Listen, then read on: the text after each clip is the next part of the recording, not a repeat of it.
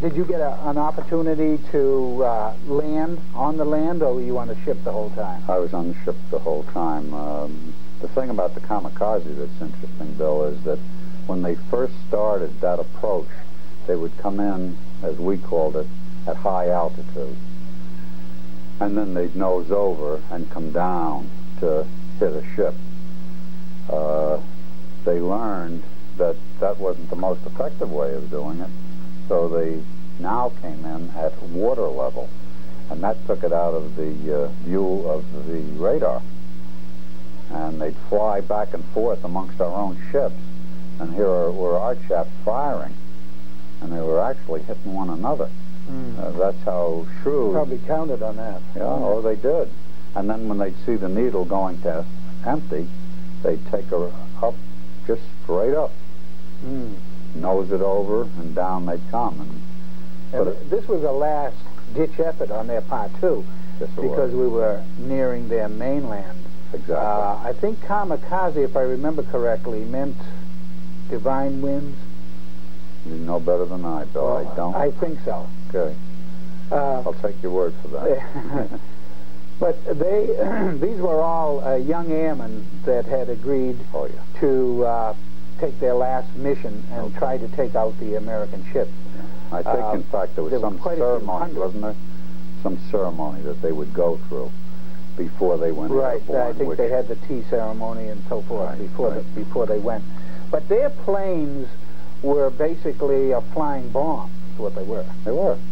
And so that was just their mission, was to not come back, but to take out an American ship. And they did do quite a bit of damage. They did. I can remember that we weren't given at home much information about that attack, because they thought the people in the United States would lose morale if they had heard the Japanese were committing hara-kiri, really, and diving their planes into the ships.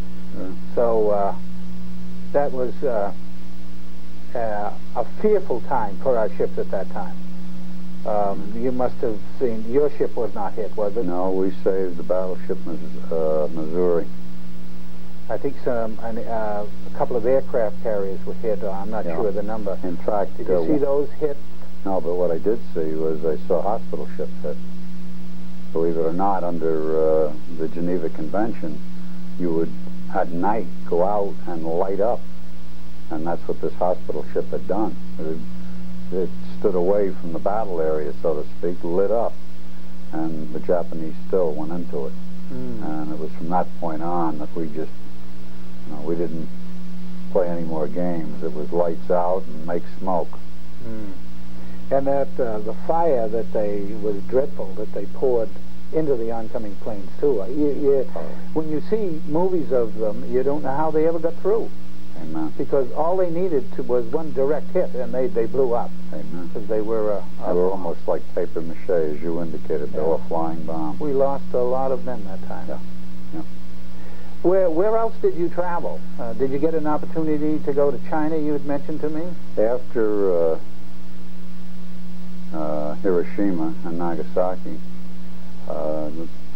we actually, let me go back, we were prepared, and if I'm not mistaken, if somebody watches this and knows different, I think the operation was called Iceberg, and that was to have been an attack on the Japanese mainland. But after the atom bombs were dropped, of course, that took care of the war, and so we were ordered to China, and we took the 3rd Marines in there and made the initial occupation. We went into Tientsin and Tsingtao. And this was Chiang Kai-shek's China. That's Chiang Kai-shek's China, Bill, exactly. Right. The Chinese we had been supporting them early in the war, too.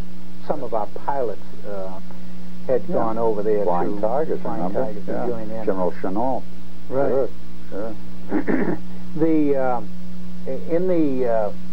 Japanese, a lot of people still blame us for dropping the bombs on the Japanese, but if we had taken the invasion route that was in security in secret at that time, we would have lost a tremendous amount of soldiers. Wow. Those Japanese at that time would never have given up. So you feel that? Oh, of course. I mean, that was their home, that was their land, and there is absolutely no question that the Japanese islands were one big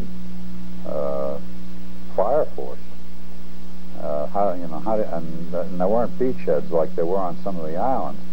You'd be landing in rough, right out off the sea into rough. Well, do you feel it dropping then? I mean, this is an academic question, really. Dropping the bomb at that time was necessary?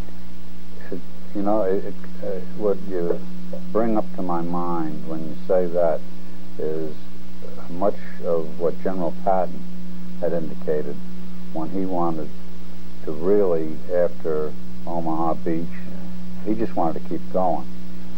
With the realization that he knew that there would be a loss of life, but that the loss of life would be minimal or minimized by doing it that way. Same thing with the atom bomb, to answer your question. It was a horrendous thing. It certainly wasn't what you could consider a human thing as far as humankind goes, but it did, as you said, Bill, save an awful lot of lives. And people make the judgment against the dropping of the bomb and Truman, what he did, but you really have to live the time to understand the feelings of the world at that time. No question. And when you don't have this intuitive understanding of what it was really like, it's easy to be a Monday morning quarterback, don't you think? It's so well said, yes. Yes. You went to the Forbidden City in China when you were there, didn't you? Yes, I did. Well, what was that like? That was, you might say, a dream come true, Bill. The way it had gone was the Chinese would not allow foreigners into the Forbidden City. The desecration took place when the Japanese invaded the Chinese mainland.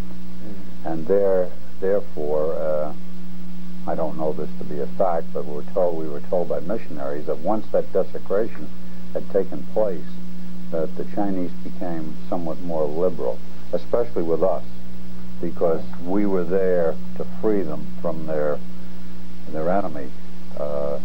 And so the missionaries took us through, and it's an art, Bill, that's lost. It's absolutely lost. It used to be handed down from father to son, and I don't know whether it was back in the Ming Dynasty, somewhere around the 1900s. Yeah. Well, what are some of the things you saw in the Forbidden City? Oh, well, I don't know. Will he show? Well, we'll show them okay. again anyways. All right. We saw, and this was, as you pointed out, so, well, the throne hall, where the little emperor was photographed. Right. And you notice, as I mentioned to you when I saw this picture, when they shot the little emperor and the picture, where the grass is in this picture is now all cement. Right. So that has been changed. This would be a period 1940 pictures, is that correct? Right. Yeah. And the Chinese were very friendly at that time. Oh, sure. They were.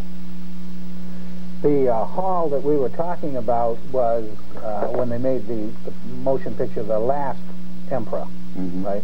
I think we mentioned that he was the little emperor, but he was little anyway. When we saw, when he was grown up, he was little. But you had an opportunity to go into the throne room in the Forbidden City. Can you tell us what it was like inside?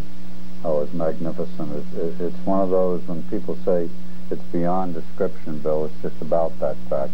There was a multitude of gems in there and statues, so ornate, so beautifully done. It overwhelmed us.